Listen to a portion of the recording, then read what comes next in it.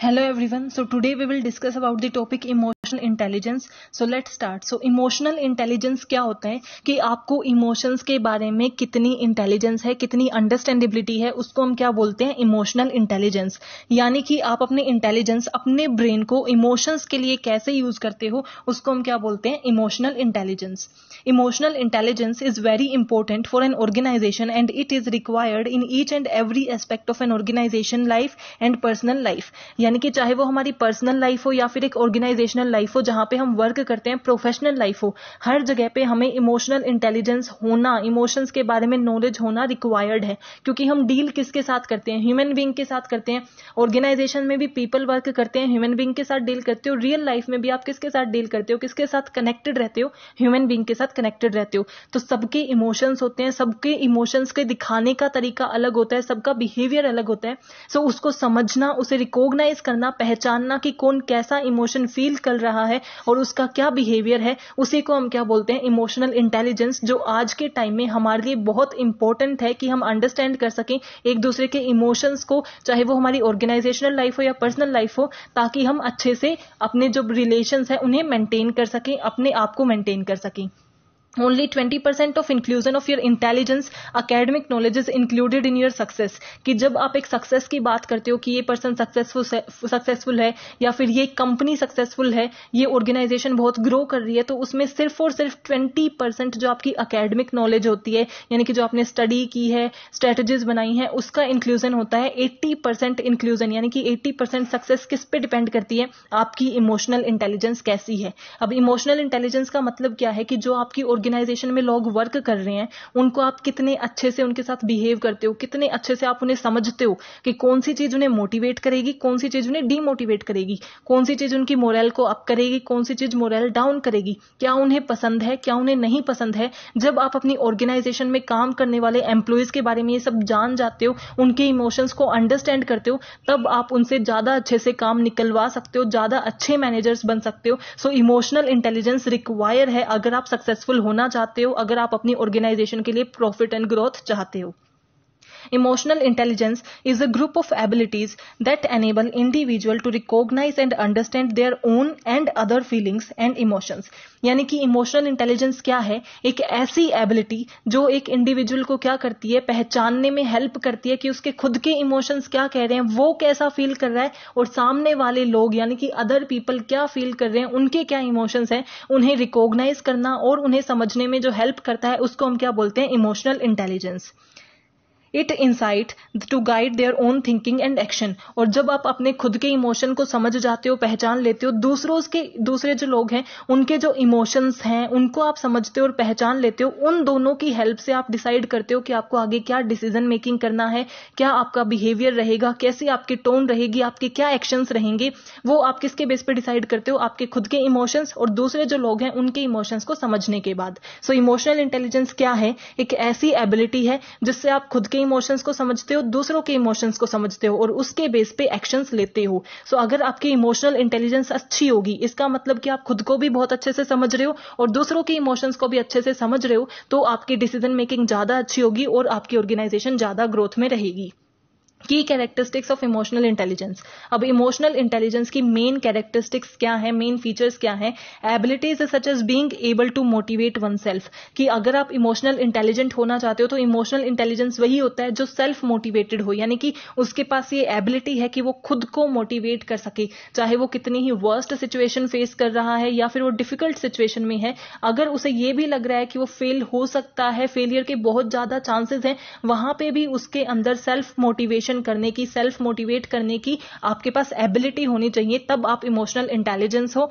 And persist in the face of frustration, यानी कि एक ऐसा फेज आप देख रहे हो जिसमें आप फ्रस्ट्रेटेड हो, इरिटेटेड हो या फिर अनोयड हो उस सिचुएशन से, उस कंडीशन से, फिर भी आप क्या कर रहे हो, परसिस्ट कर रहे हो, उसमें सर्वाइव कर रहे हो। सो वो क्या है, आपकी emotional intelligence. So emotional intelligence आपको क्या करती है, कीप मोटिवेट, यानी कि आपको सेल्फ मोटिवेटेड रखती है और आप परसिस्ट करते हो, सर्वाइव करते हो फ्रस्ट्रेशन के टाइम पे भी। टू कंट्रोल इंपल्स, यानी यानी कि अगर आपका जो इमीडिएट बिहेवियर आता है, इमीडिएट एक्शन आता है, अगर आपको किसी चीज पे गुस्सा आ रहा है या फिर अगर आपको किसी चीज पे फ्रस्ट्रेशन हो रही है, आप अपने इंपल्स को कंट्रोल कर सको, तभी आप इमोशनल इंटेलिजेंस होगे, यानी कि आपका अपने इंपल्स के ऊपर कंप्लीट कंट्रोल है। एंड डिले ग्रेटिफिकेशन, कि आप थैंकफुल, यानी कि कोई किसी के लिए आपने कोई वर्क किया है तो कोई आपको थैंकफुल हो उस चीज के लिए, आप इतना ज्यादा एक्साइटेड नहीं होगे या फिर वो चीज आपको इतनी हर्ट नहीं करेगी अगर आपने किसी ने आपका ग्रेटफुलनेस नहीं दिखाया तो। सो आपको डिले करना होता है ग्रेटिफिकेशन, यानी कि अगर कोई थैंक्स करता है नहीं करता उसको आप टाइम दो। ऐसा नहीं है कि आपने नहीं किया तो आप अपना इंपल्स शो करने लग जाओ कि मेरा मींस आप एंगर शो करो कि आपने थैंक्स नहीं बोला, मैंने वर्क किया। सो ये सब आपको क्या करनी होती है, डिले ग्रेटिफिकेशन करना होता है। यही आपकी इमोशनल इंटेलिजेंस को शो करता है।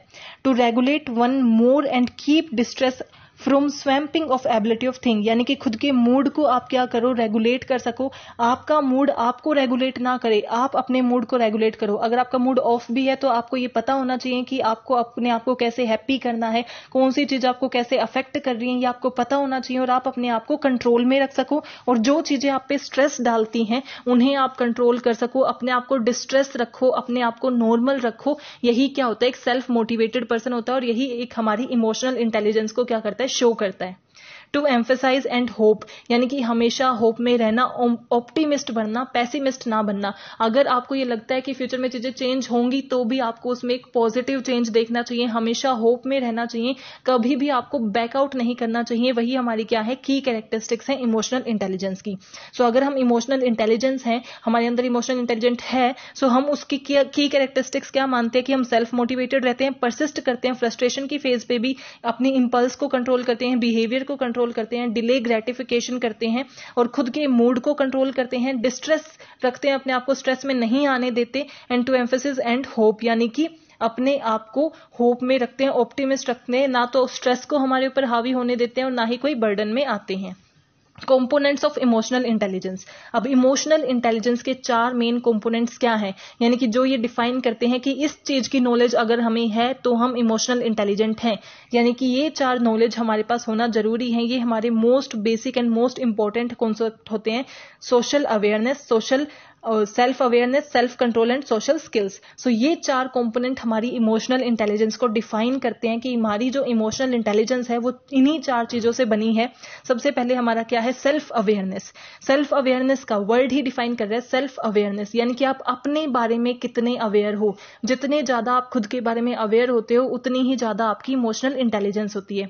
It is the ability to recognise and understand your own mood. इसमें हम किसी बाहर वाले की बात नहीं कर रहे, सोसाइटी की बात नहीं कर रहे, हम खुद की बात करते हैं। यानी कि हम खुद के बारे में कितने अवेयर हैं, हमें खुद को हम कितना जानते हैं, कितना पहचानते हैं, कितना, ये क्या एबिलिटी है कि हम रिकॉग्नाइज कर सकें, यानी कि हम पहचान सकें, हम समझ सकें कि हमारा मूड कैसा है, कब हमारा मूड कैसा होता है, कौन सी चीज हमारे मूड को खराब कर देती है, कौन सी चीज हमारे मूड को अच्छा कर देती है, हम क्या, कब हमारी क्या फीलिंग होती है। यानी कि जब ये बात होती है तो हम कैसा फील करते हैं, अगर हमें कोई अच्छा बोलता है तो हम कैसा फील करते हैं, कोई हमें कंप्लेन करता है तो हम कैसा फील करते हैं, हमारे इमोशंस क्या है, हमारी ड्राइव्स क्या है, यानी कि क्या चीज हमें सेटिस्फेक्शन देती है, क्या चीज हमें कोई सेटिस्फेक्शन नहीं देती, कौन सी चीजें हमारे लिए मैटर करती हैं, कौन सी चीज हमारे लिए मैटर नहीं करती। तो आप अपने आप को कितना अच्छे से जानते हो वो आपकी सेल्फ अवेयरनेस को डिफाइन करता है। सेल्फ अवेयरनेस क्या है कि क्या आपको पता है कि कौन सी चीज आपको अच्छा फील कराती है, कौन सी चीज आपको बुरा फील कराती है, क्या आपके मूड को अच्छा करता है, क्या आपके मूड को खराब कर देता है, कौन से इमोशंस आप फील करते हो जब आपके साथ इंसिडेंट्स होते हैं, क्या चीज आपको हैप्पी करती है, क्या आपको सैड करती है, क्या चीजें आपको मोटिवेट करती हैं और कौन सी चीजें आपको डीमोटिवेट करती हैं। इन सब चीजों के बारे में नॉलेज होने की, इन्हें रिकॉग्नाइज करने की और अंडरस्टैंड करने की एबिलिटी ही क्या है, सेल्फ अवेयरनेस है। तो अगर आप इमोशनल इंटेलिजेंट होना चाहते हो तो सबसे पहले आपके अंदर सेल्फ अवेयरनेस होनी चाहिए, यानी कि आप खुद को जानते हो, आपको अपने बारे में अवेयरनेस हो। Then second is self control. अभी तक हमें देखा कि सेल्फ अवेयरनेस हो, हमें यह पता होना चाहिए कि कब हम कैसा फील करते हैं, हमारा मूड कब स्विंग होता है, कौन सी चीजें हमें पसंद है, कौन सी चीजें हमें नहीं पसंद है, क्या चीज हमें हैप्पी फील कराती है, क्या चीज हमें सैड फील कराती है। वो तो क्या थी, अवेयरनेस होना। अब सेकंड क्या है, सेल्फ कंट्रोल, कि सिर्फ अवेयरनेस ही नहीं, अवेयरनेस के बाद हम उसे कंट्रोल भी कर सकें। अब हमें यह पता है कि अगर कोई ऐसा कहेगा तो हमें गुस्सा आएगा, ये क्या होगी, हमारी सेल्फ अवेयरनेस है कि हमें पता है अगर हमें कोई बुरा बोलेगा तो हमें गुस्सा आएगा, लेकिन हमें उसे गुस्से को, उस एंगर को कैसे कंट्रोल करना है अगर हमें ये भी पता है, तो इसका मतलब क्या है, हमारा खुद के ऊपर कंट्रोल है। और इमोशनल इंटेलिजेंस के लिए हमें वो भी चाहिए, सेल्फ कंट्रोल, यानी कि हम अपने इमोशंस को कंट्रोल कर सकें, अपने इंपल्स को कंट्रोल कर सकें, एंगर को कंट्रोल कर सकें। As a self-awareness defining you about your emotions and moods, self-control is also related to that, but it is ability to regulate and control your impulse and mood. यानी कि कितने अच्छे से आप अपने मूड को, अपने इमोशंस को रेगुलेट कर पाते हो, उन्हें कंट्रोल कर पाते हो, उसको हम क्या बोलते हैं, सेल्फ कंट्रोल। और हमारा खुद के ऊपर कंट्रोल होना बहुत जरूरी है, स्पेशली जब हम ऑर्गेनाइजेशंस में वर्क करते हैं, प्रोफेशनल लाइफ में भी हमारा खुद के ऊपर। अगर हम पर्सनल लाइफ में अपने इमोशंस पे, अपनी बातों पे कंट्रोल नहीं रखेंगे तो हमारे रिलेशंस में कन्फ्लिक्ट्स होंगे, और अगर हम ऑर्गेनाइजेशन में ऐसा करेंगे तो हमारे कन्फ्लिक्ट्स किसके साथ होंगे, हमारे मैनेजर्स के साथ हो सकते हैं, कोवर्कर्स के साथ हो सकते हैं, जिससे हमें डिफिकल्टीज फेस करनी पड़ेंगी। सो हमें सेल्फ कंट्रोल हमारे लिए रिक्वायर है, हमें खुद को रेगुलेट करना आना चाहिए। अब सेल्फ कंट्रोल और सेल्फ अवेयरनेस हमारे खुद से रिलेट करता था, एक इंडिविजुअल से रिलेट करता है। थर्ड जो हमारा कंपोनेंट है यानी कि सोशल अवेयरनेस, वो किससे रिलेट करता है, एक सोसाइटी से। अब हमने देख लिया कि हम खुद के बारे में अवेयर होने चाहिए, और सिर्फ अवेयर ही नहीं, हमें खुद को कंट्रोल करना आना चाहिए। थर्ड है सोशल अवेयरनेस, कि हमें लोगों के बारे में भी अवेयरनेस होनी चाहिए। जो बात हम बोलेंगे उससे बाकी लोगों पे क्या इंपैक्ट पड़ेगा, कौन किस इमोशन को फील करेगा, किसे गुस्सा आएगा, किसे अच्छा लगेगा। अगर मैं कुछ जीतती हूं तो आपको क्या, किसको अच्छा लगेगा, किसको बुरा लगेगा, कौन सी चीज किसे कैसे अफेक्ट करती है, ये आपको अवेयरनेस होनी चाहिए, ये आपको पता होना चाहिए। उसे हम बोलते हैं social awareness. Social awareness is the ability to understand the emotional makeup of other people and the skill to treat people according to their emotional reactions. यानी कि social awareness क्या है, एक ऐसी ability है जो आपको क्या फील कराती है कि दूसरे लोगों के क्या emotions हैं, वो क्या फील कर रहे हैं, यानी कि आपको empathy दिखानी होती है। हम अगर उनकी situation पे होते तो हम क्या करते, दूसरों को understand करने की हमें कोशिश करनी चाहिए। वो हमारा क्या होता है, social awareness होता है, यानी कि बाकी लोग क्या फील कर रहे हैं ये समझना, और उन्हीं के अकॉर्डिंग उन्हें ट्रीट करना क्या है, हमारा सोशल अवेयरनेस है। Social awareness is the ability to understand other emotion. It is related to society, that how will you understand others and their feelings. ये सोसाइटी से रिलेट करता है कि हम बाकियों की फीलिंग को कितने अच्छे से समझते हैं, उनके इमोशंस को कितने अच्छे से समझते हैं, और उसी के बेस पे हमें उनके साथ बिहेव करना चाहिए। That is social awareness. And fourth component is social skill, यानी कि इमोशनल इंटेलिजेंट होने के लिए आपके अंदर सोशल स्किल होना भी जरूरी है। सोशल स्किल का मतलब आप एक सोशल पर्सन बन जाए, दूसरों के साथ आपको रिलेशन मेंटेन करने आने चाहिए, रिलेशंस बनाने आने चाहिए।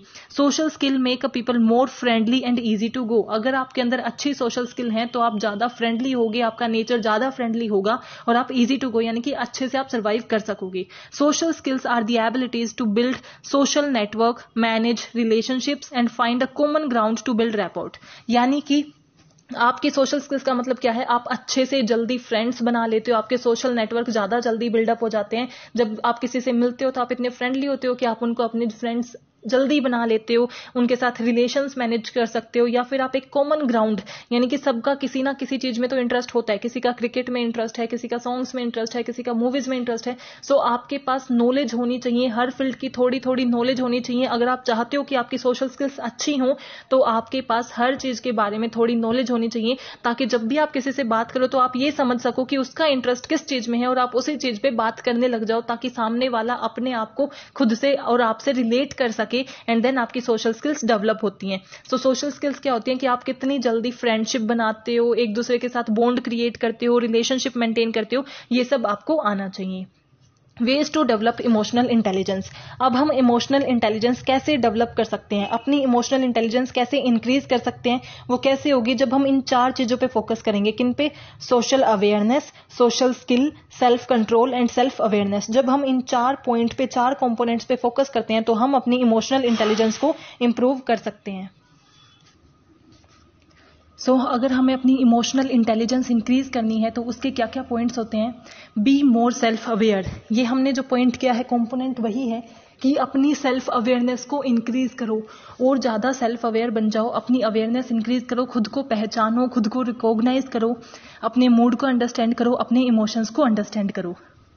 रिकॉग्नाइज हाउ अदर फील, कि दूसरे लोग क्या फील करते हैं, उनके क्या इमोशंस है, उसे अंडरस्टैंड करो।